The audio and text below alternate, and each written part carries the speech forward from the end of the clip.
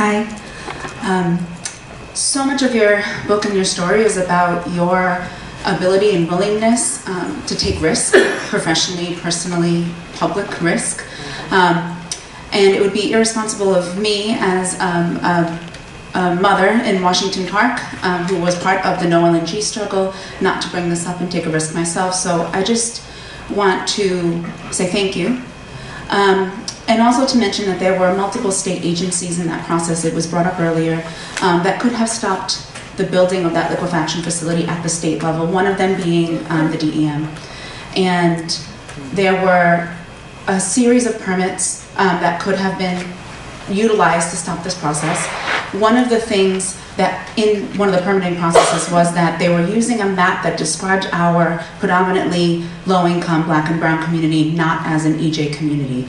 And they were using maps, not EPA maps, but maps that were outdated, that they could have changed, but it would have required a legislative change. And so in terms of taking risk, I have two questions. One is, what would you say to scientists and regulators that go into work every day with the best intentions, but maybe need a little bit of push in order to be able to take that political and personal risk? And the other question, as a doula, I'm wondering about, we focus so much on childhood lead poisoning without really knowing the lifelong effects of this, and just wondering how or if there is a correlation between lead poisoning in childhood and maternal health outcomes. Sure, so I'll take the second part first. There is a lot of research done on kind of what happens in the life course after lead exposure. There's an article that recently came out in Lancet that actually attributes a lot of cardiovascular disease to pre-existing lead exposure, hypertension and other issues.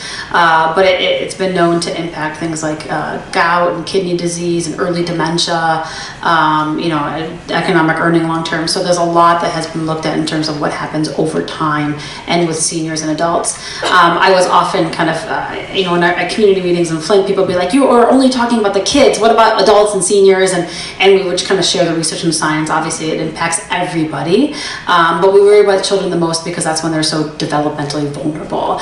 Another kind of missing piece of who was harmed were the animals.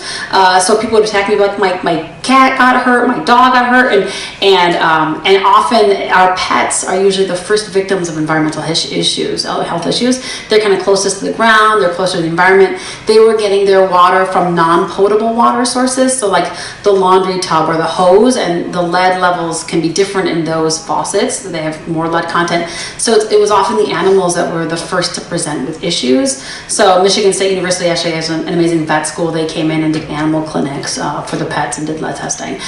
So it's many populations and demographics where everybody was impacted, especially when you also consider that this crisis was more than lead, it was a trauma. Think of it like a population-wide trauma, and thus the whole population was impacted. And then your first question was, how do you get bureaucrats or people who work in different agencies to take risks? And that is definitely kind of what happened in Michigan. People are like, well, why weren't there more whistleblowers at the state level in our departments of environmental quality, our health department? And a lot of the investigations that were done really pointed to the culture that had been established in those departments. A culture that was really driven by austerity over many years. These departments were like a quarter the size of what they used to be back in their days. There was a lot of outsourcing that was in place, but very much the culture had become that of minimal compliance and permit granting. Not really forgetting that their focus in the environment was also very much public health protection. So in response, we now have a new governor in Flint. Her very first executive order was an order to state employees to feel free to raise concerns. So it was almost like a whistleblower protection.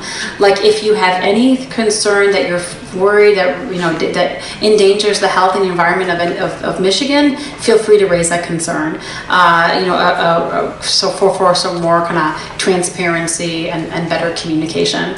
Our environmental department also had to go through public health training to remind them that this is actually also public health work.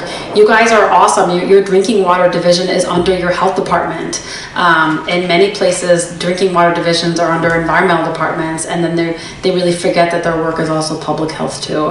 And also it's about all of us keeping our eyes open and keeping folks accountable. So, you know, I mentioned a lot of the investigations and accountability is ongoing in Flint, and that kind of dragging out of it has been really hard for the people of Flint. But it's also been very unprecedented. So the head of our state health department is charged with a homicide. The head of our, you know, chief medical doctor, the emergency managers, the folks in the drinking water offices, the folks in the health department who covered up data, emergency managers, so many people have been charged, which has created this incredible ripple effect across the nation for regulators.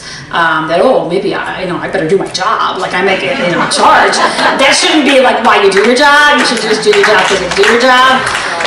But there has been kind of that positive repercussion there. But it's hard and it's scary and there's risks to all of these things. But we just need to create cultures and environments, and we need to raise children to know that this is their job, no matter how hard and scary it is to do this work.